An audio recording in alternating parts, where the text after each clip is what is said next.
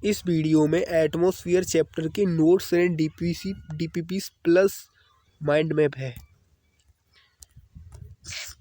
Geography, physiography of India पढ़ लिया हमने। क्लाइमेटोलॉजी पढ़ेंगे। इसमें यहाँ से क्लाइमेटोलॉजी स्टार्ट हो जाती है। मूवमेंट्री स्टेट ऑफ आवर एटमॉस्फेयर की क्या क्या स्टेट होती है। टेम्परेचर हो, कहीं पर क्लाउड हो, कहीं ह्यूमिडिटी हो, कहीं रेनफॉल हो, कहीं फॉगी हो। ये अलग अलग स्टेट हो सकती है एटमॉस्फेयर की। अगर कहीं किसी एरिया पर 21 से 30 साल तक एक ही तरीका का चीज़ है तो उसको हम क्लाइमेट कहते हैं। एक ही तरीका का मौसम है तो उसको क्लाइमेट कहते हैं।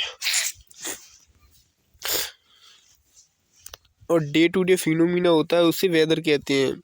अगर अलग अलग टाइप के मौसम पाए जाते हैं इंडिया में, किसी को ऐसा पसंद होता है मौसम, किसी को ऐसा पसंद होता है, वाह क्या ब्यूटीफुल है, किसी को ऐसा मौसम पसंद होता है तो किसी को ऐसा पसंद होता है। अब पढ़ो व्हाट इज एटमॉस्फेयर। एटमॉस्फेयर होता क्या है पहले तो ये देखो। एटमॉस्फेयर कुछ नहीं, एक ब्लैंकेट है गैसेस का। और यहाँ पर अलग अलग गैस पाई जाती हैं। अलग अलग गैसों का मिक्सचर है। सॉलिड, लिक्विड गैस, अलग अलग सॉलिड पार्टिकल का, लिक्विड पार्टिकल का, गैस पार्टिकल का, इनको मिलकर हम एरोसोल कहते हैं। हमारा एटमॉस्फेयर होता है वह डायरेक्टली पता नहीं पड़ता कि बाउंड्री नहीं है कि यहाँ ख़त्म होता है, हौले हौले फेड्स होते जाता है। ओरिजिन कैसे हुआ था एटमॉस्फेयर का? सबसे पहले हाइड्रोजन हीलियम थी अर्ली एज में। वॉल्केनिक एरप्शन होते हैं, उनमें से गैस निकलती है बहुत सारी, वाटर वेपर, वो कंडेंस होती है एटमॉस्फेयर में, ऊपर जाके क्लाउड फॉर्मेशन होते हैं, रेनफॉल होती है, वाटर एक्यूमुलेशन होता है। उसके बाद उससे बनते हैं साइनोबैक्टीरिया होता है, वो बिना ऑक्सीजन के रेस्पिरेशन करता है, एनाएरोबिक रेस्पिरेशन, फिर O2 रिलीज करता है, उससे ऑक्सीजन बढ़ती है, उसी से अलग ऑर्गेनाइज्म होते हैं वो बनते हैं। सीधी सट बात है। अब उसके बाद कंडेंस होती है, वही बताया गया पहले वाला। 3 कंपोनेंट है हमारे एटमॉस्फेयर के। एटमॉस्फेयर 3 तरीका की चीज़ पाई जाती है। गैस पाई जाती है, वाटर वेपर पाई जाती है, डस्ट पार्टिकल पाए जाते हैं। गैस 2 तरीका की होती है, कॉन्स्टेंट गैस होती है, वेरिएबल। कॉन्स्टेंट गैस होती है वो कभी उनका जो सेम रहती है, उनका रेशियो चेंज नहीं होता है। वेरिएबल गैस वो होती हैं जो वो सेम नहीं रहती हैं। कार्बन डाइऑक्साइड, ओजोन, मीथेन, ये वेरिएबल है।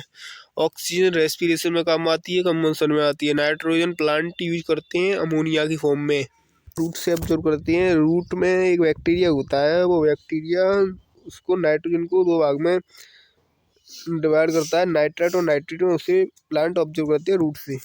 कार्बन डाइऑक्साइड है वो फोटोसिंथेसिस में काम आती है, और जो हमें किससे बताती है, इनकी करती है टेम्परेचर अर्थ का, इनकी करने में काम आती है टेम्परेचर अर्थ का। डिफॉरेस्टेशन की वजह से इसका लेवल बढ़ रहा है। कैसे मदद करती है टेम्परेचर बढ़ाने में? इधर से आती है शॉर्ट वेव लेंथ, सन से अंदर जाती है, लॉन्ग वेवलेंथ होती है जो CO2 होती है, उसमें पास नहीं होने देती है, इसलिए बचाती है। CO2 भी बचाती है, ओजोन लेयर भी बचाती है, और वाटर वेपर भी बचाती है, डस्ट पार्टिकल भी बचाते हैं। अब इसमें पूछा कौन नहीं बचाता ग्रीन हाउस गैस? ऑक्सीजन जरूर बचाती है। ऑक्सीजन तो ग्रीन हाउस गैस को कम करती है। इसमें अभी कार्बन मोनोऑक्साइड नहीं बचाती, मीथेन नहीं बचाती, वाटर वेपर भी बचाती है। यहाँ पर दी और क्या ही गैस है। जब ये मिल जाती हैं तो सबसे कंसंट्रेशन बढ़ जाता है, मैक्सिमम एवरेज हो जाता है। ग्रीन हाउस गैसेस का एवरेज रेसिडेंट टाइम एटमॉस्फेयर को बढ़ाता है। फ्लोरोकार्बन है उसका वो बढ़ा देती है टाइम ग्रीन हाउस गैसेस का रहने में। यहाँ पर ग्रीन हाउस गैसेस क्या होती है ये बताया गया है, जो हमको हीट अप करने में काम आती है अर्थ को। नहीं तो अर्थ ठंडा हो जाए, दिन में गर्म हो जाए, रात को ठंडा बिल्कुल। अब उसके बाद ओजोन लेयर क्या है? Ozone layer harmful ultraviolet rays होती है सन की, उनसे बचाता है। इसको हम मेजर करते हैं डोप जोन में, यूनिट है ओजोन लेयर की। ओजोन होल होता जा रहा है अभी। अब वाटर वेपर क्या होती है? वाटर वेपर कुछ नहीं होता, 0 से 5% वॉल्यूम करती है अर्थ का कवर। ये क्लाइमेटिकली बहुत ही इम्पोर्टेंट हैं, और ये वाटर वेपर होती हैं वो इवापोरेशन से रिसीव होती हैं, और ये इनका टेम्परेचर इवापोरेशन पर डिपेंड करता है। और ये इक्वेटर पर सबसे ज़्यादा वाटर वेपर होती है, क्योंकि इक्वेटर पर टेम्परेचर हाई होता है, इसलिए वाटर वेपर ज़्यादा बनती है। पोल पर कम होती जाती हैं। इक्वेटर पर कंसनट्रेशन ज़्यादा होता है। 90% ऑफ वाटर वेपर 5 किलोमीटर तक ही होती है, क्योंकि जो अर्थ की ग्रेविटी उसमें पकड़ के रखी है। ग्रीन हाउस गैसेस को एक्ट है, ग्रीन हाउस गैसेस की तरह भी काम करती हैं। और डस्ट पार्टिकल जो सॉलिड पार्टिकल होती हैं जो एटमॉस्फेयर में पाए जाते हैं, सॉल्ट, स्मोक, वॉल्केनिक एसिड्स, अलग अलग टाइप के ये स्कैटरिंग करते हैं, हेल्प करते हैं स्कैटरिंग करने में सन की लाइट को, रेड लाइट में सनलाइट को, और ब्लू लाइट में स्कैटर करती है सोलर रेडिएशन डस्ट। ब्लू होती है जब सन दूर ढिगांग होता है, और रेड होती है तब सन स्वेसल करता है। और ये सॉल्ट पार्टिकल होते हैं बिकम हाइड्रोस्कोपिक बन जाते हैं न्यूक्लाई। इन हाइड्रोस्कोपिक न्यूक्लाई के चारों तरफ ही क्लाउड फॉर्मेशन होते हैं, क्योंकि ये पकड़ के रखते हैं। क्लाउड होती हैं जो वाटर वेपर, वो हल्की होती हैं, इधर उड़ सकती हैं, इसलिए ये ग्रैब करके रखती हैं। कौन? हाइड्रोस्कोपिक न्यूक्लियर मतलब डस्ट पार्टिकल। फर्स्ट पार्ट शुरू। सेकंड पार्ट एटमॉस्फेयर का। जसवंत बाबा इसमें माइंड मैप है पिछले पार्ट का, और एंड में माइंड मैप तो मैं दूंगा पूरे चैप्टर का। जो सन होता है वो रेड कब दिखता है? जब वो अर्थ से बहुत दूर होता है तब। हमारा स्ट्रक्चर कैसा है एटमॉस्फेयर का? सबसे डेंसिटी लेयर की है, जो सबसे नीचे वाली लेयर है उसकी, ऊपर जाते जाते उसकी डेंसिटी कम होती जाती है। और दो कॉलम होते हैं, अलग अलग कॉलम में डिवाइड है। हमारा एटमॉस्फेयर की हाइट है 29,000 किलोमीटर। 97% जो ऑल सबकी चीज़ होती हैं जो 25 किलोमीटर के ऊपर नीचे होती हैं। 25 किलोमीटर तक की सारे जो फेनोमिना है, वेदर फेनोमेना, वो होते हैं। कंपोजिशन है गैस, वाटर वेपर, पिछले चैप्टर का रिकैप है। ट्रोपोस्फियर सबसे पहली लेयर है, ट्रोपोस्फियर है सबसे पहली, उसके बाद है स्ट्रोस्फियर, उसके बाद मीजोस्फियर, उसके बाद थर्मोस्फियर, उसके बाद थर्मोस्फियर दो पार्ट में डिवाइडेड है, आयनोस्फियर, एक्सोस्फियर। आयनोस्फियर, ट्रोपोस्फियर वो सबसे लोअर मोस्ट लेयर है। ऑल वेदर फेनोमिना इसी लेयर में होते हैं। रेनफॉल, थंडरस्टॉर्म सारे। ये ट्रोपोस्फियर जोन ऑफ मिक्सिंग है। जोन ऑफ मिक्सिंग इसे क्यों कहा जाता है? क्योंकि यहाँ पर कहीं बारिश हो रही है, कहीं भाप बन रही है, कहीं ठंड पड़ रही है। और इन ट्रोपोस्फियर में जो टेम्परेचर होता है वो डिक्रीज हो जाता है विद इंक्रीज इन हाइट। जो जितनी हम हाइट पे जाते हैं ट्रोपोस्फियर में टेम्परेचर कम होता जाता है, क्योंकि वहाँ बादल बनते हैं, ठंडा होता है, इसलिए। कितने? 1 किलोमीटर पर 6.4 डिग्री टेम्परेचर कम हो जाता है। इसको हम लैप्स रेट कहते हैं। लैप्स रेट अभी और समझो। इसे एडियाबेटिक लैप्स रेट बोलते हैं, या फिर इसे एनवायरमेंटल लैप्स रेट बोलते हैं। तो हर 1 किलोमीटर में तापमान 6.48 डिग्री जो रिड्यूस हो रहा है, इसे हम एनवायरमेंटल लैप्स रेट कहते हैं। इसका मतलब क्या होता है? लैप्स रेट का मतलब कि पर्यावरण में तापमान के कम होने की दर, उसे एनवायरमेंटल लैप्स रेट कहते हैं। दोनों स्टेटमेंट सही। जो टेम्परेचर होता है वो इक्वेटर पे ज़्यादा होता है। इक्वेटर पे क्योंकि भाप ज़्यादा बनती है, क्योंकि इक्वेटर पर डायरेक्ट सनरेज आती है। उसके बाद जो हाइट होती है ट्रोपोस्फियर की वो चेंज होती है सीजनली, क्योंकि सीजन मतलब ठंड में कम हो जाएगी, वो गर्मी में ज़्यादा हो जाएगी। ट्रोपोस्फियर है वो, ट्रोपोस्फियर ट्रोपोपोस कहा जाता है मोस्ट ऊपर वाले पॉइंट को। इक्वेटर पे इसलिए ज़्यादा है क्योंकि भाप ज़्यादा बनती है, पोल पर कम होती है इसकी हाइट। ये क्वेश्चन है वो वाला ही। जो air temperature measure standard in height 1.4 metre का जाता है फुट फ्रॉम दी ग्राउंड पे। जो टेम्परेचर मेजर करने की हाइट होती है 1.4 मीटर होती है। 1 किलोमीटर तक जो टेम्परेचर डिक्रीज हो जाता है। उसके बाद ये आया स्ट्रोस्फियर। स्ट्रोस्फियर होता है वो सेकंड लेयर होती है एटमॉस्फेयर की। हेयर टेम्परेचर इनकी होता है, इनकी हाइट बढ़ती है तो टेम्परेचर इनकी हो जाता है। नो वेदर फिना, कोई वेदर फिनोमिना नहीं होता इस लेयर पर। और ये 15 से 20 किलोमीटर तक शुरू होती है, 15 से 20 चलती है। और ओजोन लेयर होती है इस लेयर में, हार्मफुल रेस हो जाती है। सर्कल क्लाउड में तो जो हम दिन में देखते हैं, जो इतने ऊँचे क्लाउड होते हैं वो दिखते हैं इस टाइम पर, वो इसी लेयर में होते हैं, गर्मियों के दिनों में दिखती हैं। इस which is known as mother of pearl cloud. Mother of pearl क्या हो जाता है? और मेजोस्फियर होती है वो इधर ट्रांजिशन लेयर होती है स्ट्रेटोस्फियर की एंड थर्मोस्फियर की। 50 से 80 किलोमीटर होती है। बर्निंग मेटेओर दिखती है इस लेयर में। मीजोस्फियर मीजोपोज होती है, ऊपर वाली लेयर होती है। ये कोल्डेस्ट पॉइंट ओवर एटमॉस्फेयर का, which is known as the coldest point over atmosphere, सबसे ठंडा पॉइंट होता है ये। -90 डिग्री टेम्परेचर होता है मीजोस्फियर में ही। Thermosphere temperature increase height, temperature होता है बढ़ता जाता है थर्मोस्फियर में। Highly rapid, here low density होती है, very low. Here the density of the atmosphere very low होती है।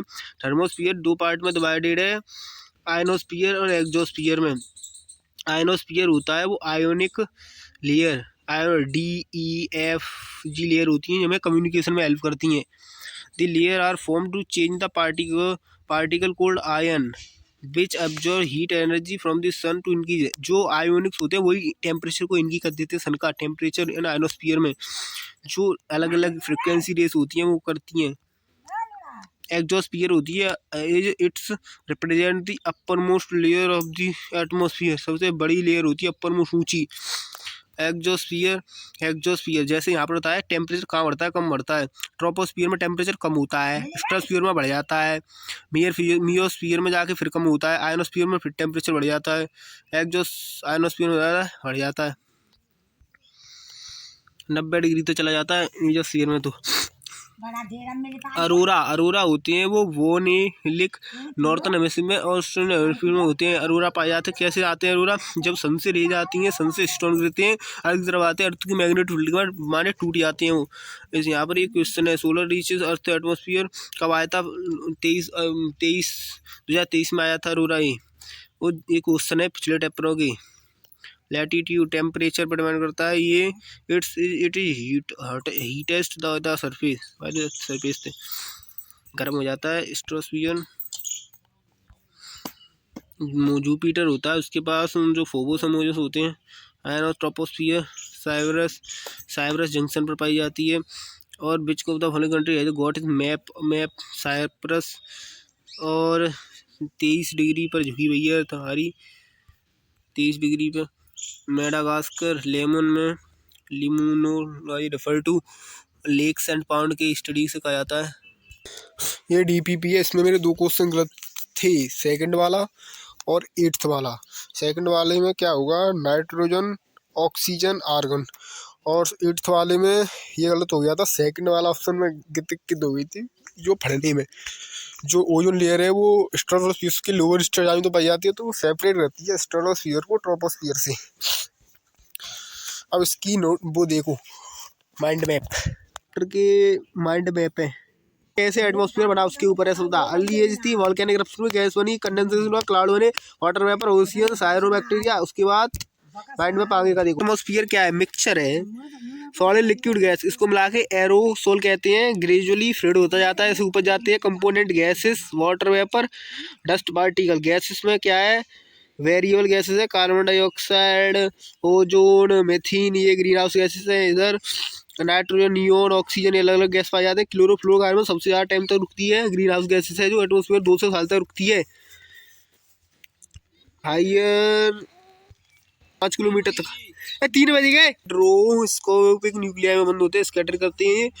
आगे देखो, स्ट्रक्चर एटमॉस्फेयर का डेंसिटी है हाई, 29 किलोमीटर एटमॉस्फेयर है, 97 पर 25 किलोमीटर तक ही रहता है। ट्रोपोस्फियर है, स्ट्राटोस्फियर, मियोस्फियर, थर्मोस्फियर ये लग पाई जाती है। ओजोन मिक्सिंग होती है, नीचे ओजोन में अलग अलग फोनमिना होते हैं। 6.4 डिग्री के 1 किलोमीटर ऊपर जाएंगे तो लेफ्ट रेट आ जाती है, 6.4 होता है। स्ट्रोस्फियर टेम्परेचर बढ़ता है यहाँ पर 15 से 50 किलोमीटर तक होता है। ओजोन लेयर है यहाँ पर, ये बॉर्डर पर पाई जाती है स्ट्रोस्फियर के और ट्रोपोस्फियर के। और ये यहाँ पर पीयर क्लाउड दिखाई देते हैं, जो इनमें साफ क्लाउड होते हैं। मियोस्फियर है, यहाँ टेम्परेचर कम होता है। और थर्मोस्फियर टेम्परेचर बढ़ता है, डेंसिटी कम होती है, बहुत कम हो जाती है। आयनोस्फियर में 80 से 664 DVLLR में आ जाते हैं। आयन्स अरोमा दिखाई देते हैं। यहाँ पर खत्म होता है पूरा चैप्टर, DPP नोट्स सबके साथ में। Thank you for watching this video, subscribe this channel.